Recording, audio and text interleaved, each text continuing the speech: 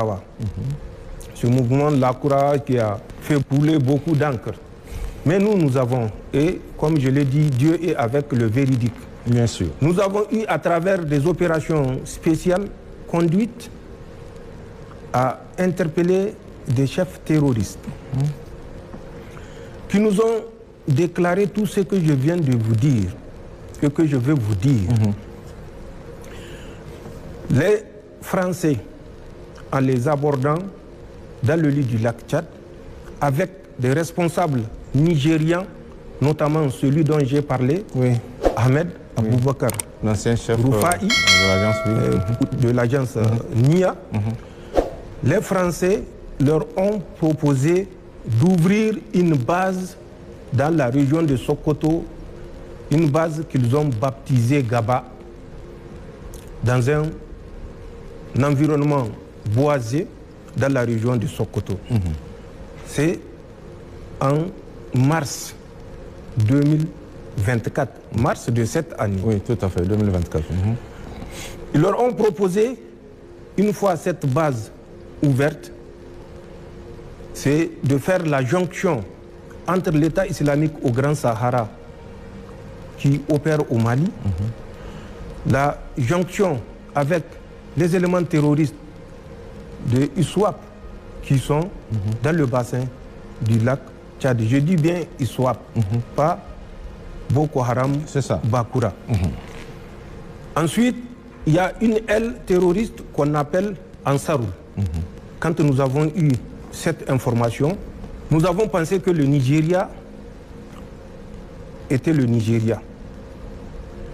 Nous avons appelé Ahmed Aboubakar Roufaï pour lui faire part de l'intention qui se dessine dans le sens de l'ouverture d'un front Lakurawa dans le Sokoto et dont la base sera composée de l'État islamique au Grand Sahara qui opère dans le nord Mali, de Ansarul qui opère à l'intérieur du Nigeria et de ISWAP.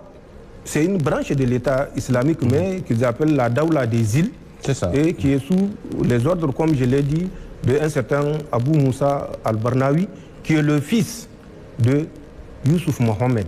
Son vrai nom, c'est Habib. Donc, avec les combattants de ces structures-là, voilà l'intention que la France a d'ouvrir un autre front. Nous l'avons fait parce que nous avions pensé que le Nigeria était sincèrement engagé dans la lutte antiterroriste. Nous avons permis aux agents nigériens de prendre contact avec les terroristes que nous avons arrêtés, les chefs terroristes des émirs. Ce n'est pas un, ce n'est pas deux, ce n'est pas trois, qui nous ont tous rapporté la même chose. Nous l'avons appelé, son équipe est venue, la DG2SE a mis à leur disposition les moyens roulants, les a pris en charge pendant près d'une semaine pour qu'ils mènent les investigations et découvrent.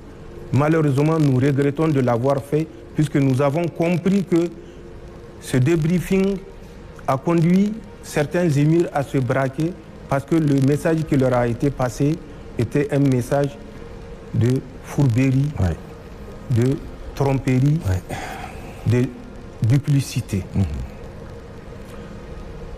La France ne s'est pas arrêtée à ça. La France a continué. Ensuite, dans les bassins du lac Tchad, qu'est-ce qu'ils ont fait? Après la rencontre du 25 au 26 octobre, ils sont revenus dans la nuit du 10 au 11 janvier pour débarquer un lot important de matériel, armement et autres au profit des terroristes El Bakura. Le 29 janvier, plus tard, ils reviendront sur une île qu'on appelle Bourtungur, Bourtungur qui est à 10 km à l'est de Bosso, où les terroristes étaient réunis pour la circonstance. Toutes les armes jugées être vétustes par les Français ont été remplacées. Les armes individuelles AK-47, que ce soit les armes collectives et les équipements, notamment à travers la fourniture des mines. Tenez-vous bien, même des mines antipersonnelles, alors que l'usage est officiellement interdit. Et que la France est signataire de cette interdiction. Ils les ont dotés de ces armes-là. Ils les ont dotés des armes anti-chars, donc des mines.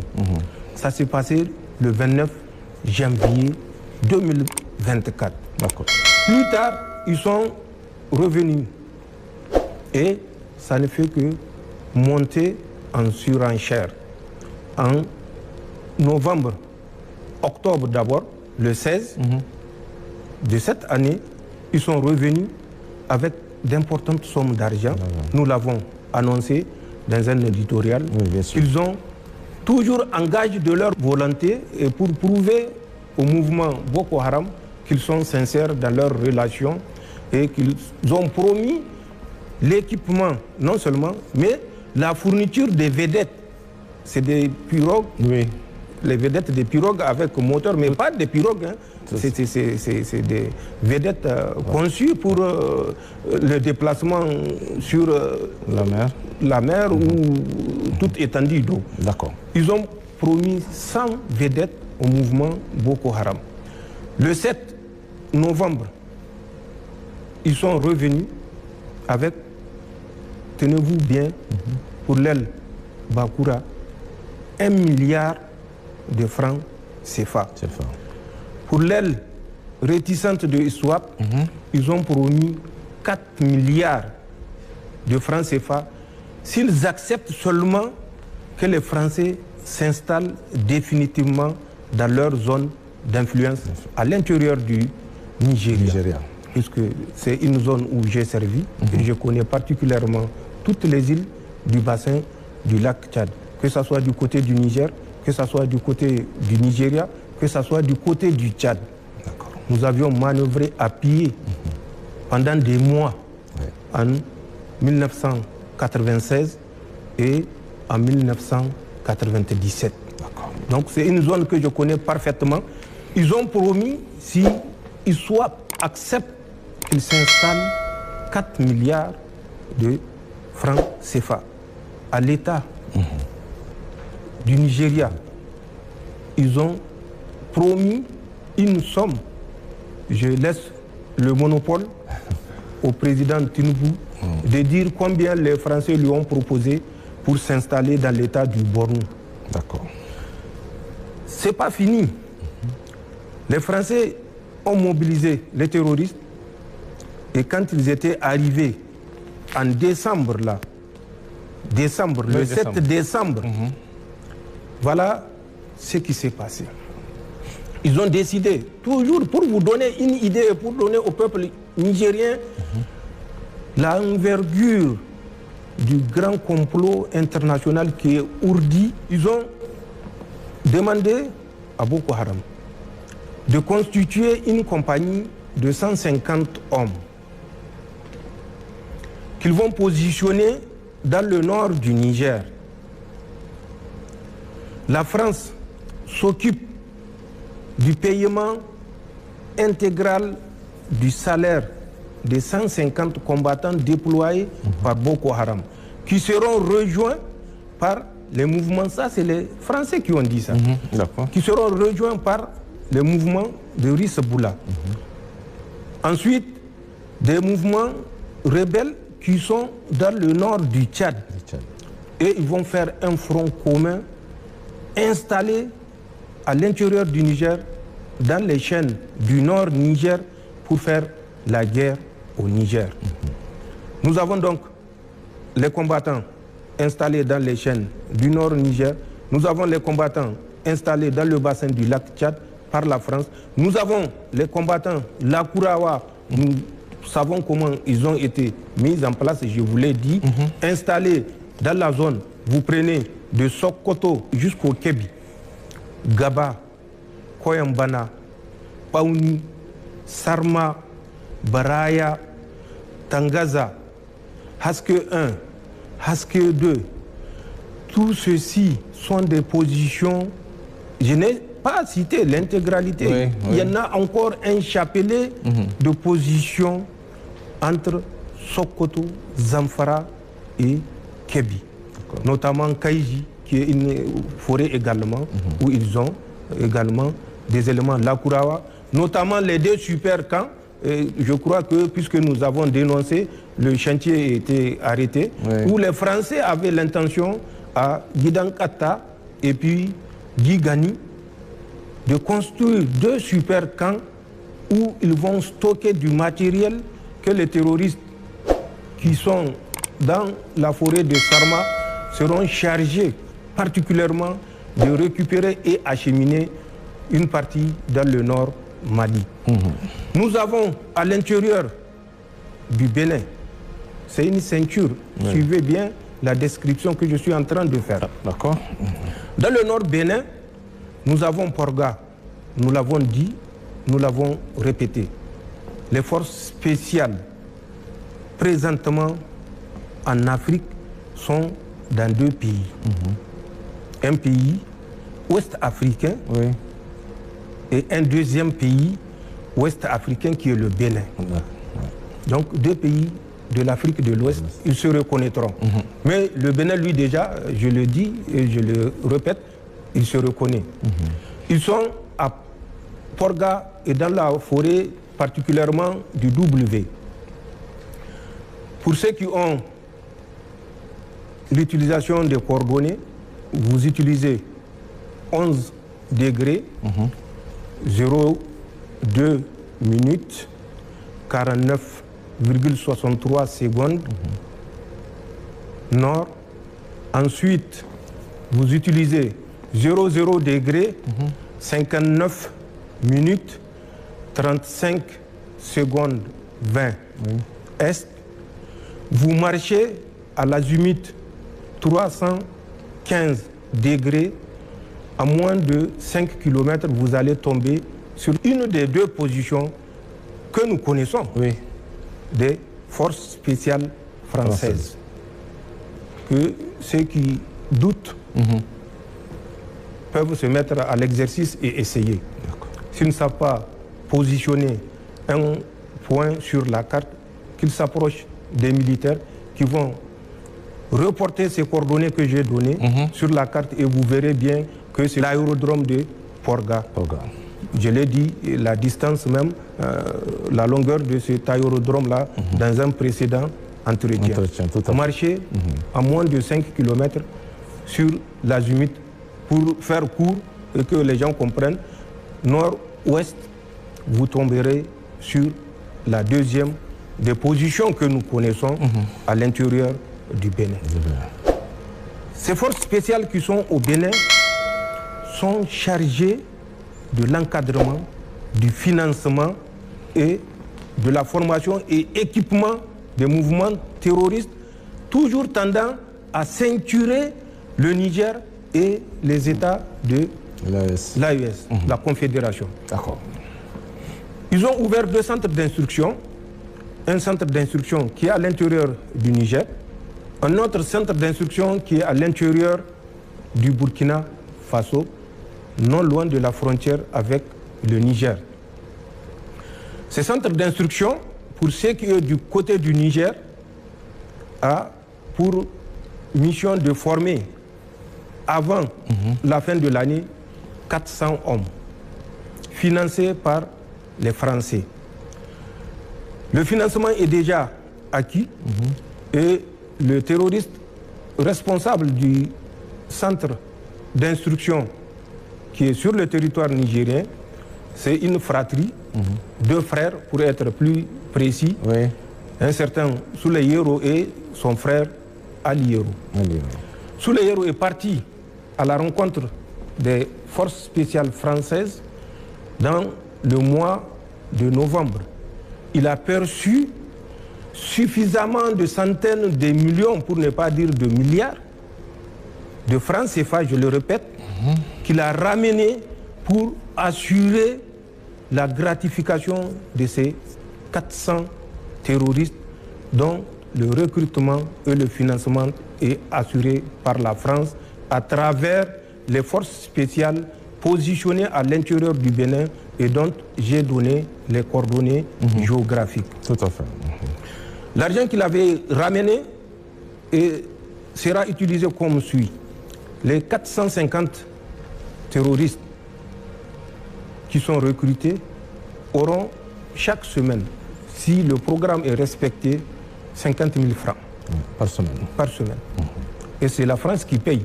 Et c'est le CFA qui paye. Ce n'est plus le CFA, c'est le CFRA. Communauté financière française. Puisque ça n'a rien d'Afrique. C'est la France qui paye. Et la France, ça ne lui coûte rien du tout. Bien sûr. De dépenser des CFA. Le centre d'instruction qui est du côté du Burkina, également, nous n'avons pas, certes, l'effectif, mais bénéficiera des mêmes avantages que le centre d'instruction qui est basé sur notre territoire. Mais avant, il est important de le rappeler, en mai, première quinzaine du mois de mai 2024, les Français avaient, à un certain moment, fait courir la rumeur, le temps de se rendre compte que c'est une bourde, et ils se sont tués. Ils avaient annoncé, à travers toujours leurs médias maléfiques, que les autorités nigériennes, du Niger, nigériennes, pas nigériennes, bien sûr, nigériennes, auraient envoyé des terroristes à l'intérieur du Bénin pour kidnapper des Occidentaux.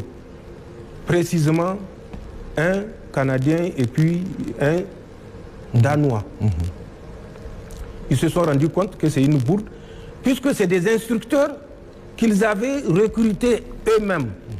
Maintenant, pour faire avaler le boa aux Africains, c'est le voleur qui crie au voleur. Ils se sont rendus compte que ça ne les sert pas. Et nous avons suivi ces deux otages entre parenthèses. L'évolution, je l'ai dit lors d'un entretien précédent, également de ces deux otages sur le terrain. D'accord.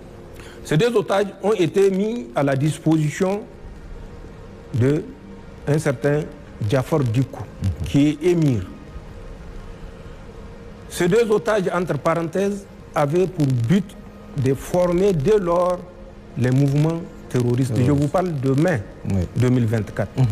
Quand ils ont fini la formation sur la position de Jafar Diko, alias Abou Mahmoud, ils ont été récupérés par un certain Sombo Doktoro qui n'est autre que le gendre de ce Jafar Diko, accompagné d'un certain Habib Djoul, je le répète, je l'ai déjà dit.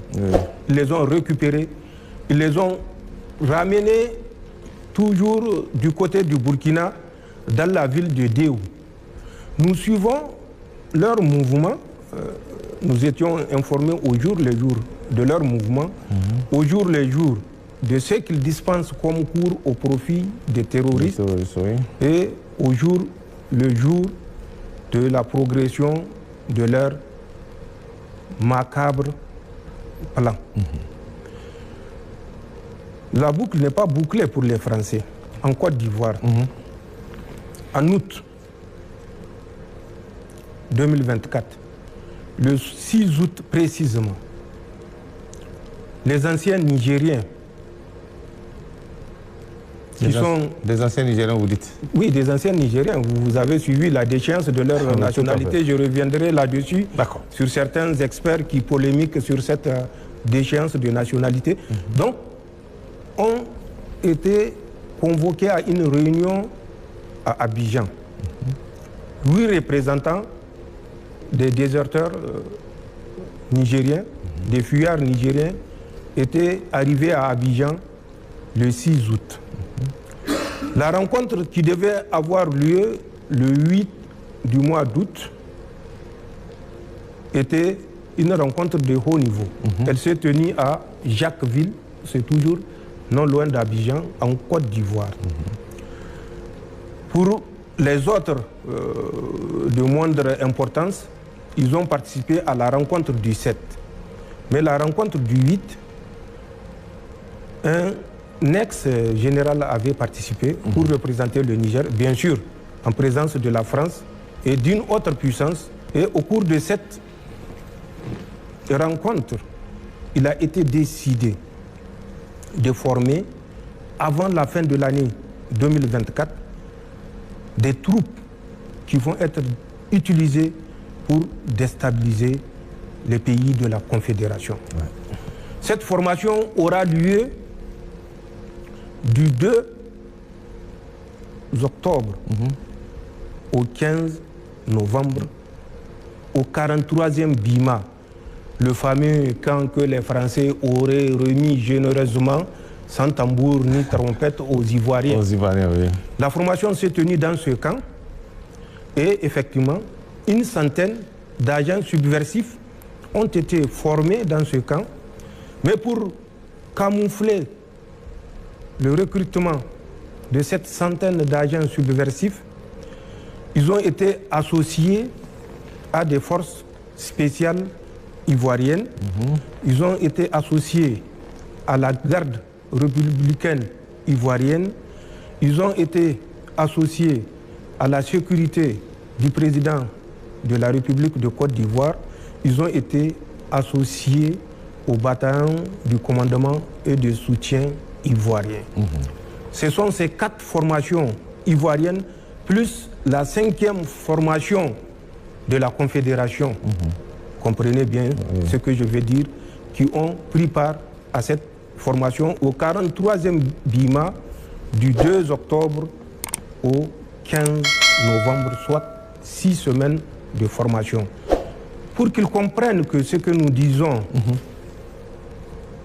n'est pas juste de la fabulation, le contenu de la formation était essentiellement sur l'utilisation de 3 types d'armes, notamment le FAMAS qui est français, un type d'arme que nous n'utilisons plus, mais qu'ils ont modifié, qu'on appelle arme automatique modèle 52, à laquelle ils ont adapté une lunette de tir. Ensuite, bien sûr, le AK-47 pour faire bien pour la force destinée à la Confédération. C'est ça. Puisque si elle opère sur notre territoire avec des FAMAS, ça peut éveiller des soupçons. Donc, il y a l'arme AK-47 qui a été utilisée dans le cadre de cette formation. C'était une formation intense sur le service de l'arme, sur des séances de tir dans toutes les conditions, sur le combat en milieu urbain, suivez bien ce que j'ai dit, le combat en milieu urbain, sur la reconnaissance des résidences des VIP, sur la prise d'otages, enlèvement. J'ai dit bien prise d'otages, enlèvement. Des forces ont été formées et entraînées pendant 6 semaines à ce métier par les forces spéciales françaises. Les instructeurs étaient 11. 6 étaient venus de la métropole et 5 étaient des instructeurs du 43e BIMA.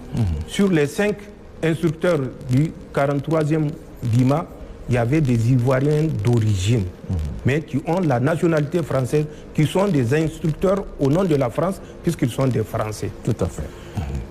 C'est la boucle de l'encerclement, non seulement du Niger, mais de la Confédération. Voilà ce que la France est en train de faire, malheureusement, et nous sommes au regret de le constater, avec l'accord, malgré les démentis hypocrites des chefs d'État africains, des responsables africains, tout simplement parce que pour eux, le sein versé dans la Confédération, s'il leur permet de faire un 2e ou un 3e mandat ou un 4e, n'est pas une perte. Tout à fait. Ce n'est que du profit. D'accord. Imaginez le machiavélisme qui anime ces gens qui pensent œuvrer pour le bien de la CEDEAO. De quelle CEDEAO parle-t-on en réalité? Voilà le dispositif d'encerclement que la France a mis en place pour nuire au Niger. Je le répète, au nord Niger, le dimanche, une colonne a quitté Tinzaoten, 30 véhicules pour se diriger vers ce point. Mais nous les surveillons et nous allons en définitive découvrir quel est ce point où ils vont faire jonction. Dans le bassin du lac Tchad, où ils ont acquis l'autorisation de Boko Haram, El Bakura, où ils ont du matériel et du personnel. À date, les Français sont à plus de 500 dans le bassin du lac Tchad. J'ai dit bien dans le bassin du lac Tchad. Pas à l'intérieur exclusif du territoire du Tchad, non. Dans le bassin du lac Tchad. Plus de 500. La seule difficulté pour eux, c'est ISWAP, je l'ai dit, qui n'est pas encore convaincu. Mais lui-même, pour l'installation, il est d'accord. C'est pour prendre part aux actions offensives contre des pays musulmans qui n'est pas d'accord.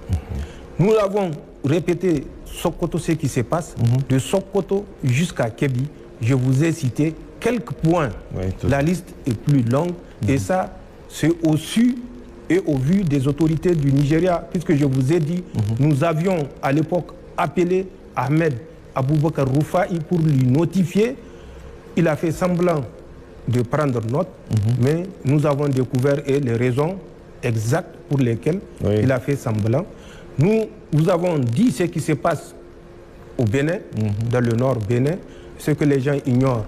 Le nord Bénin ou le Bénin, de façon globale, c'est le Niger. Bien sûr. Nous connaissons notre histoire. Le dandy, vous me permettrez de faire cette extrapolation. D'accord, monsieur le Président. Le dandy, le grand dandy, englobait ce qui est devenu plus tard le Bénin.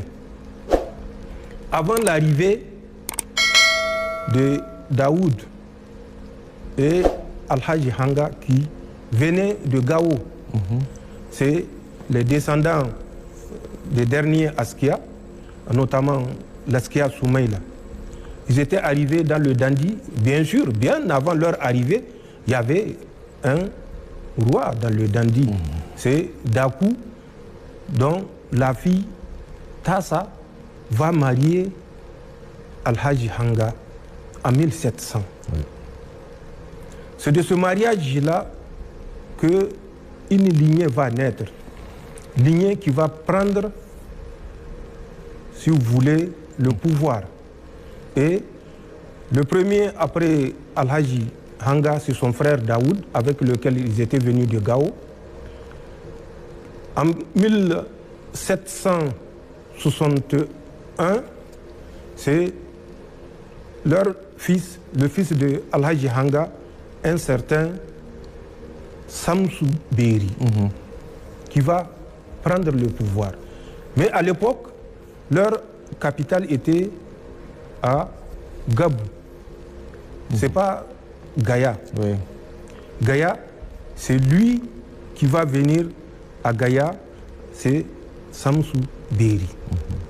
Il va quitter Gabou, où était déjà roi son oncle. C'est son oncle qui était le roi. Il va quitter et il s'installe à Gaïa.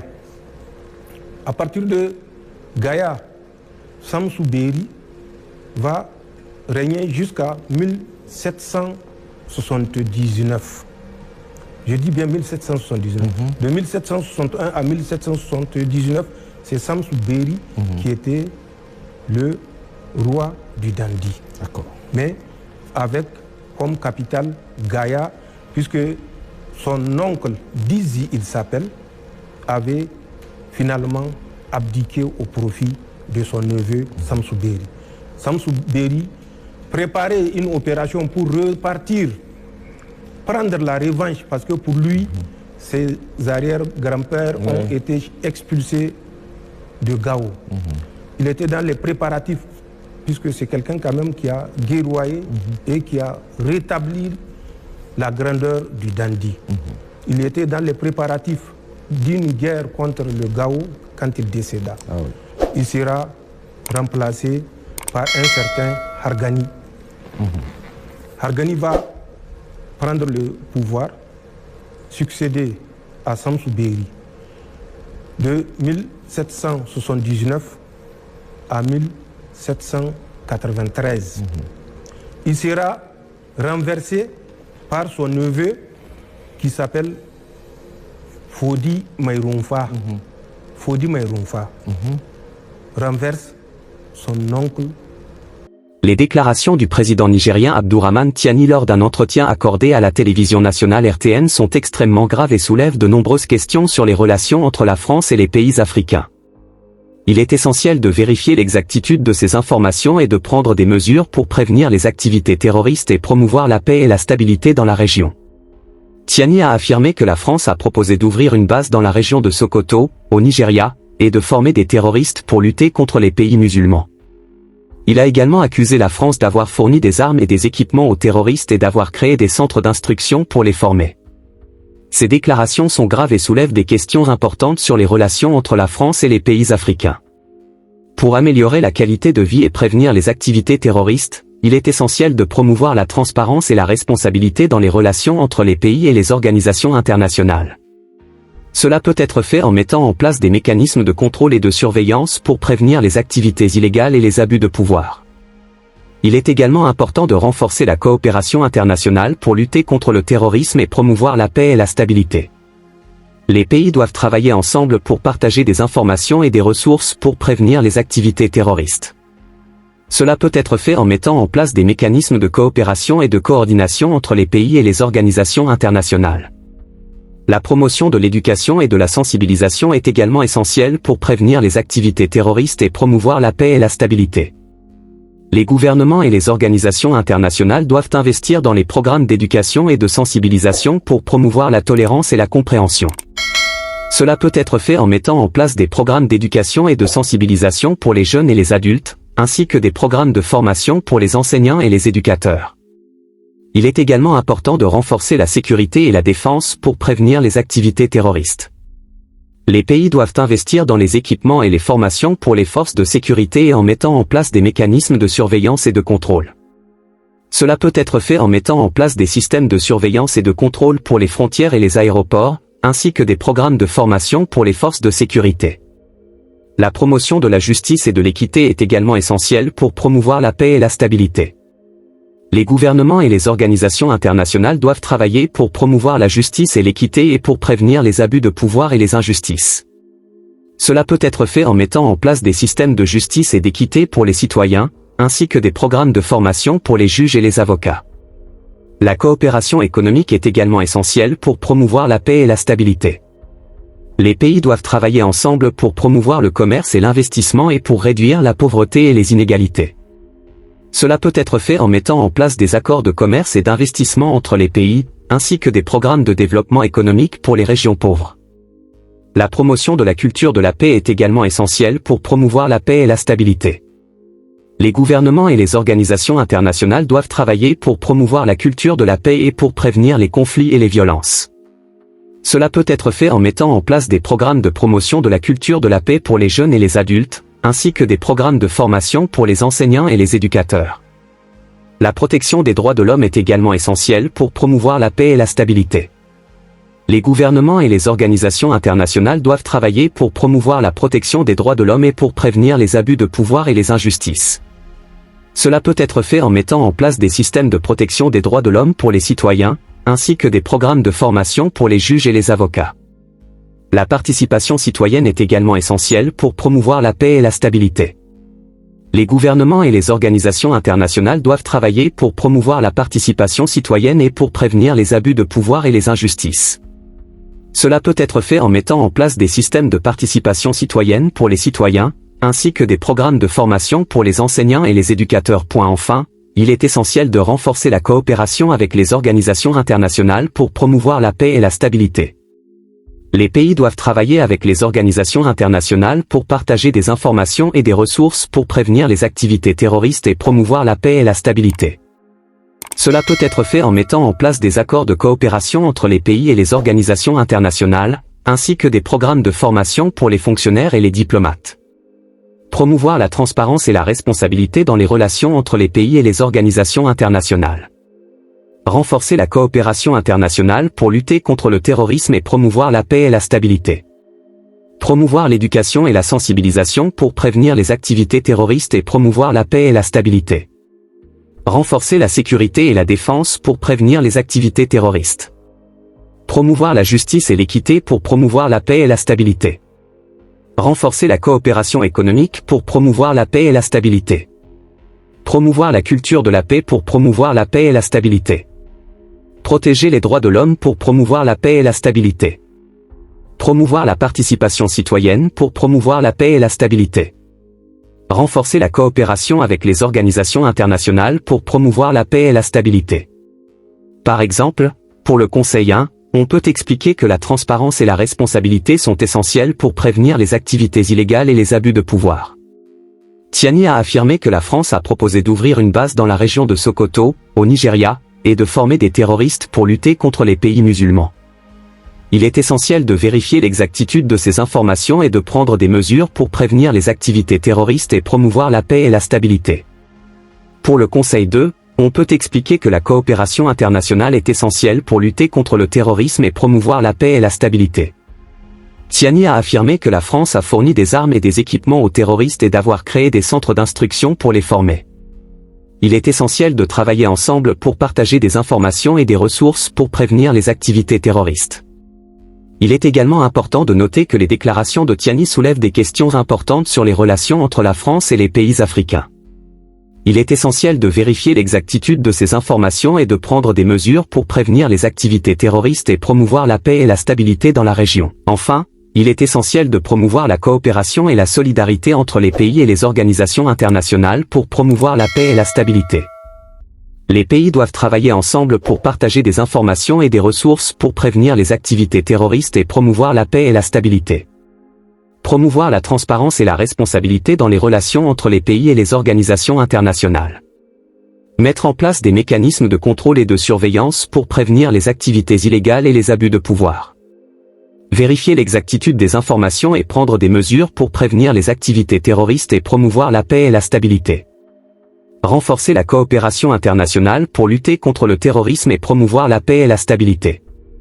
Travailler ensemble pour partager des informations et des ressources pour prévenir les activités terroristes. Mettre en place des accords de coopération entre les pays et les organisations internationales. Promouvoir l'éducation et la sensibilisation pour prévenir les activités terroristes et promouvoir la paix et la stabilité.